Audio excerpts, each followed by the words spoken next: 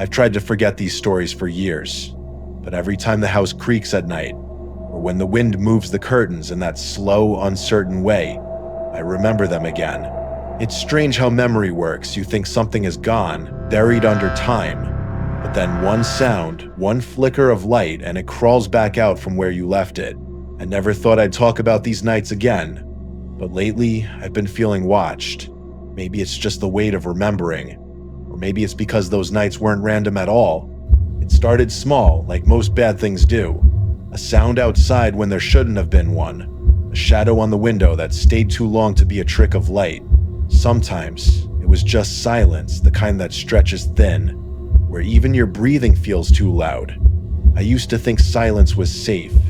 Now I know it's what comes right before something awful. There are certain nights that stay with you, not because of what you saw, but because of what you felt. That feeling when you know, deep down, that you're not alone. You tell yourself it's nothing. You tell yourself you're being paranoid. But then, something changes in the air. You feel it first, before you hear it or see it. The kind of tension that presses behind your ribs and makes your skin feel one size too small. That's what connects all of these stories.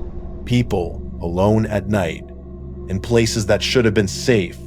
Their own homes, their streets, their rooms, and something waiting outside. Not ghosts, not monsters, just someone. Someone who wanted to see fear up close. Someone who waited for the moment when the house lights went off and the world grew quiet enough for them to move. I still remember one night like it's replaying behind my eyelids. The way the light from a passing car spilled briefly across the living room wall, catching the reflection of the glass door. For a second, I thought I saw someone standing there. Then the light faded, and there was only my reflection.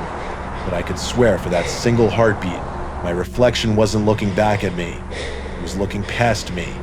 When you live through enough nights like that, you start to pick up on the smallest details. The way footsteps sound different when someone's walking on dirt instead of concrete. The way air pressure shifts when a door opens somewhere else in the house. The faint, static hum that creeps into your ears when adrenaline hits, and your brain starts scanning for danger. It's not panic, not yet. It's recognition. Instinct whispering, something's wrong. I guess that's why I'm telling these stories now, because each of them starts the same way with a sound, a silence, or a feeling that something is off. And each of them ends with the same question lingering in the dark. What happens when you realize the thing you've been afraid of isn't out there anymore, but already inside? If you've ever been alone in your house and felt that sudden chill crawl up your spine for no reason, if you've ever stopped breathing because you thought you heard footsteps where there shouldn't be any, then you already know how this starts. These are 3 true stories. 3 nights where being alone wasn't the same as being safe. And once you hear them, I don't think you'll ever feel quite the same sitting in the dark again. It happened out in the countryside, where the nights stretch wider than the sky can hold and silence is heavier than sleep. I had moved there for peace, that kind of deep quiet you only find miles away from anyone else. The house was old, but sturdy. It sat at the end of a dirt road surrounded by fields that never seemed to end. No streetlights, no neighbors close enough to see. At first, it was perfect. Then, the nights began to feel wrong. It started one weekend when the power went out. I was sitting in the living room with a flashlight, reading, when I heard something outside. Not loud, just a soft scrape, like gravel shifting under a slow, deliberate step. I froze. The sound stopped, too. I waited, heart tight in my chest, then told myself it was just an animal.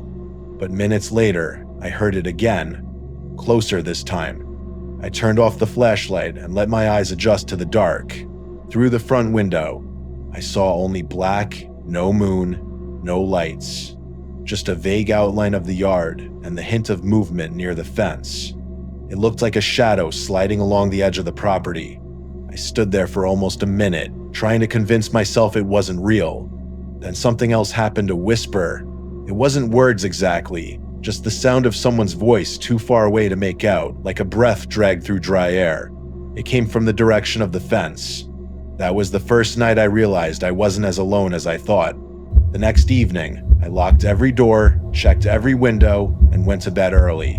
But sometime past midnight, I woke up to a different sound glass rattling faintly.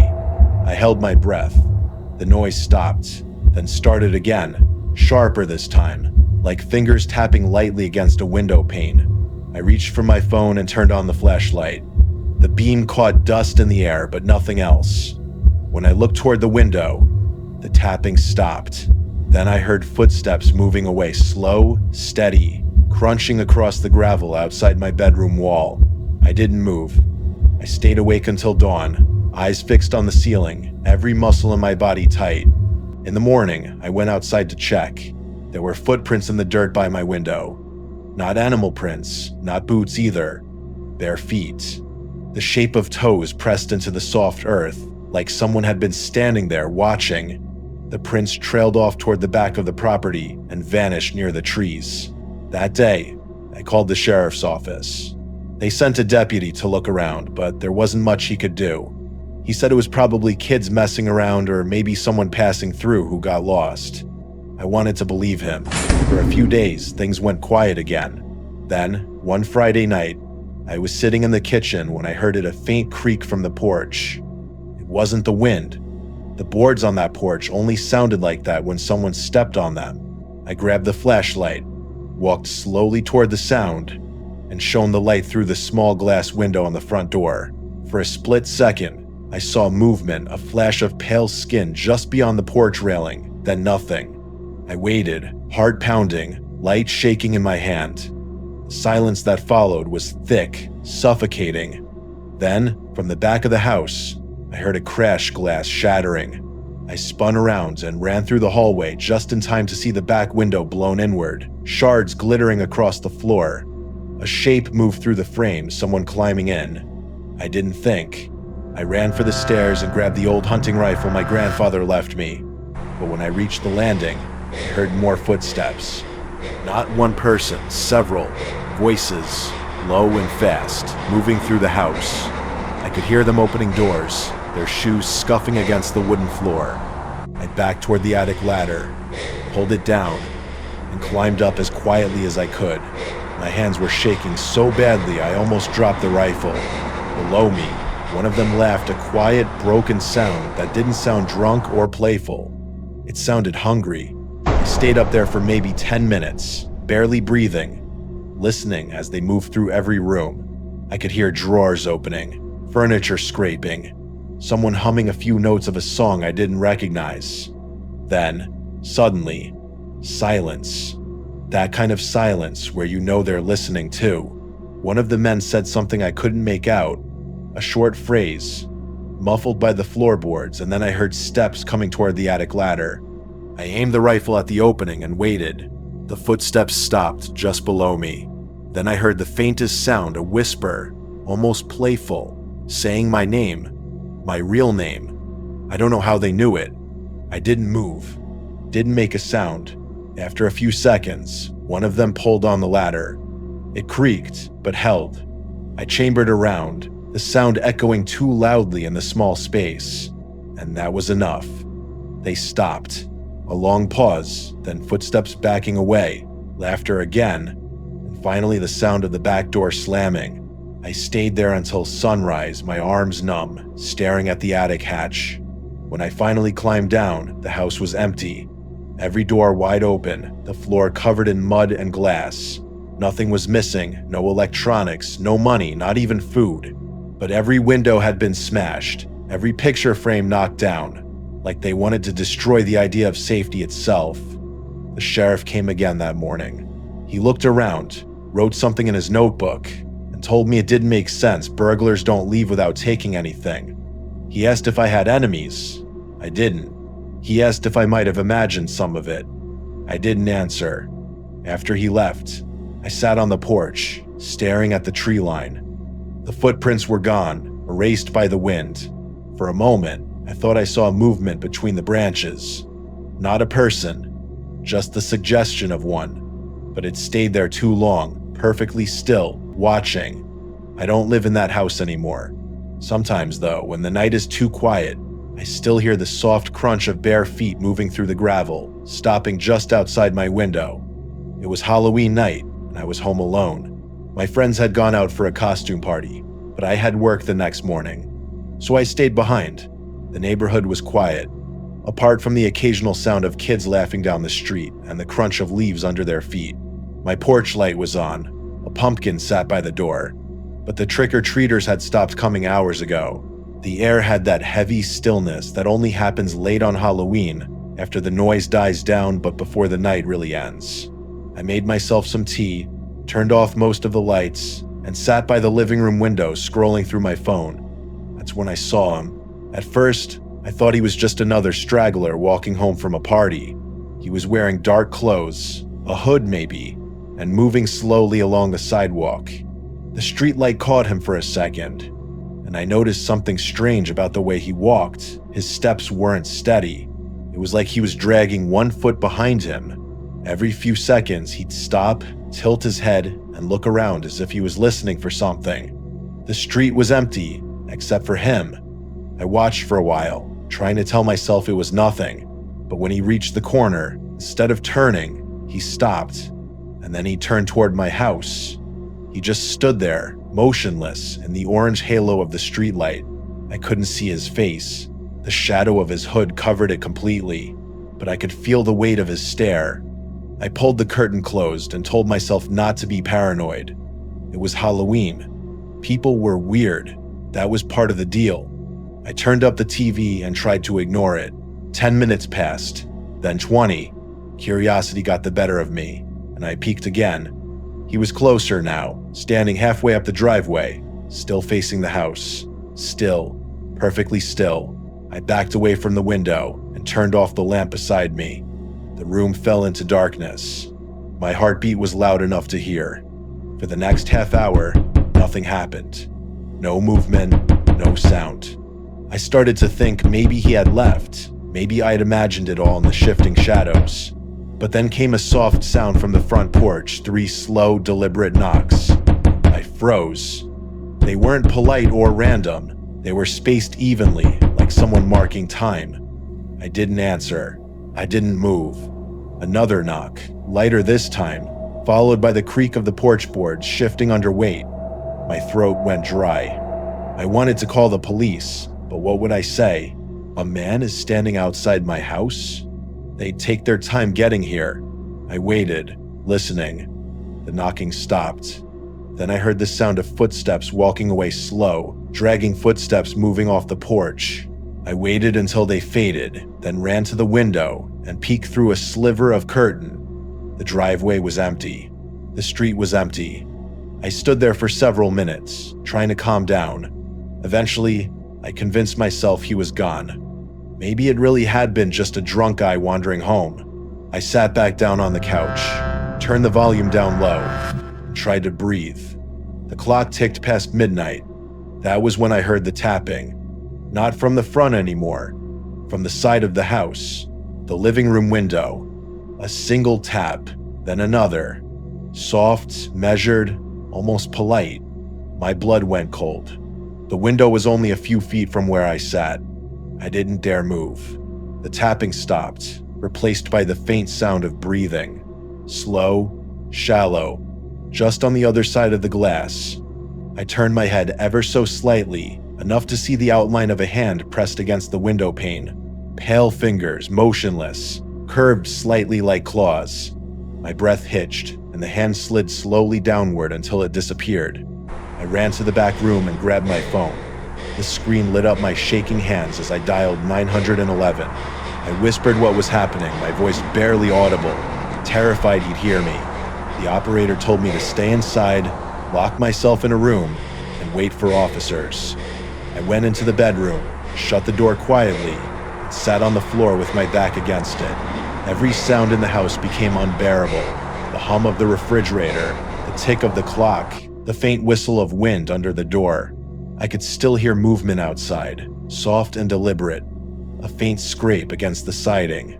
Then silence again. It felt like an hour before I saw the flashing lights outside. The moment the red and blue glow hit the walls, I finally exhaled. I opened the door, shaking, and stepped outside as the officers approached. They searched the yard, checked the porch, the sides of the house, the backyard. Nothing.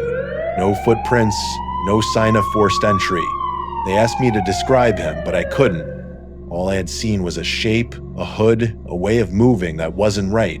They stayed with me a little while, then left after making sure all the doors and windows were locked. When they were gone, the house felt emptier than before. I went around double-checking every lock, every latch, even taped one of the windows shut. Eventually, exhaustion won, and I fell asleep with the lights on. The next morning, the world looked normal again. Sunlight poured through the curtains, kids' candy wrappers blew across the street, and I felt ridiculous for how scared I'd been. Until I noticed the smudge. On the living room window, the same one where I'd seen the hand. There was a faint, greasy print near the glass. It wasn't shaped like a full palm, more like fingertips dragged lightly downward, stopping just above the sill. I tried to wipe it off, but it wouldn't come off easily, like it had been pressed in with purpose. I stood there for a long time, staring at it, wondering how long he'd been there before I noticed. A week passed. I tried not to think about it. Then, one night, I saw something on the local news that made my stomach drop. They were reporting a string of break-ins in the next town over. No theft, no property damage, just houses, where someone had stood outside for hours, sometimes knocking, sometimes watching. One homeowner had set up a camera. The police released a still image of the man they believed responsible. The photo was grainy, but there was no mistaking the posture, the dark clothes, and the way he held his head slightly tilted as if listening to something only he could hear. The caption said the suspect had not yet been caught. Every Halloween since then, I leave the porch light off. I don't answer the door. And whenever I catch the reflection of a window at night, I can't help but check for that faint outline, a smudge, a handprint, or the suggestion of a face in the glass that shouldn't be there. Because deep down, I don't think he ever left. I think he's still out there somewhere, dragging one foot behind him, waiting for the night when I forget to lock the door. It was one of those long winter nights where everything feels quieter than it should. The kind of night when the air presses against the windows, and the house seems to breathe with you. I was 19, living alone in a small apartment, working late hours at a warehouse. When I got home, I'd make a bowl of instant noodles, put on my headset, and play games until my eyes burned. It was a routine that made me feel less lonely, the hum of the computer, the glow of the monitor, the illusion of company through the voice chat of strangers. That night started no different. The clock read a little after midnight, and outside, snow had started to fall again. The streets below were empty. The only light came from the faint orange glow of a street lamp flickering through my blinds. I was mid-game when my phone buzzed beside me. An unknown number. I ignored it. It buzzed again a minute later. Then again. I frowned, paused the game, and picked it up. The number wasn't saved in my contacts. No name, no area code I recognized. I answered. Nothing. Just silence. I waited a few seconds, said hello twice, then hung up. Weird, but not alarming. I went back to my game. A few minutes later, it rang again. The same number. I didn't answer this time, but they didn't stop. It kept ringing every 2 or 3 minutes until I finally turned my phone to silent and tossed it onto the bed behind me. I figured it was a spammer or someone dialing the wrong number. Then, just as I started to forget about it, my computer screen flickered. Not the game, the monitor itself. A brief static distortion across the screen, like a signal interference. It stopped almost immediately. I shrugged it off, but then I heard a sound that made my stomach drop. It was my phone, but not ringing this time. It was vibrating softly, one buzz after another, steady and rhythmic. I turned in my chair and looked at it. The screen was on, lighting up the room in a dim white glow. There were messages, dozens of them, all from the same unknown number.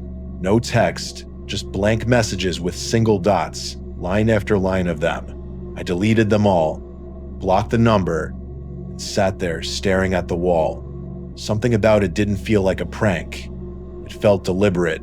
A half hour later, just as I was starting another match, my phone vibrated again. A new message. This time from a different number. There was an image attached. My thumb hovered over it for a few seconds before I opened it. My heart stopped. It was a photo of me, sitting at my desk. From behind, you could see my shoulders, the back of my head, the computer screen in front of me. The angle wasn't from inside the room. It was from the hallway just outside my door. I froze. The only light in the image came from my monitor. I turned around slowly, every nerve in my body on edge. The door to the hallway was closed, just like I'd left it. My breath came shallow. My hands were shaking. I got up, grabbed the closest thing to a weapon, a screwdriver, and crept toward the door. I pressed my ear against it. Silence. Then, faintly, the sound of floorboards creaking outside. I felt my pulse in my throat. The photo was still open on my phone, and I noticed something I hadn't before. In the lower corner of the frame, there was a reflection in the glass of my computer screen. It was a face. Not clear, just a faint outline of someone standing in the dark hallway. I took one slow step back from the door and dialed 911. The operator's voice was calm, asking me to stay quiet, to lock myself in, that officers were on their way. I whispered that someone was outside my door, that I had proof. She told me to stay on the line. While she spoke, another sound broke through the quiet, the click of the door handle turning. I held my breath. It turned again, harder this time, rattling against the lock. I stepped backward, knees weak, still holding the screwdriver like it mattered. The handle stopped moving, and for a moment, everything was still. Then came 3 soft knocks. Not heavy, not angry, almost gentle.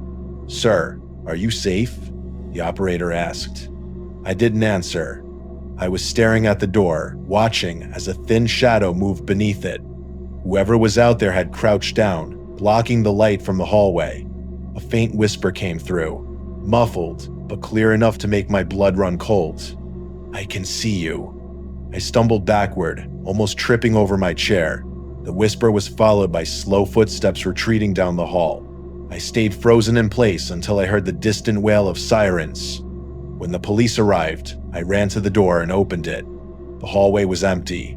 Fresh footprints were visible in the thin layer of dust on the floor, bare feet again, heading toward the stairwell. The officers searched the building, the basement, even the roof.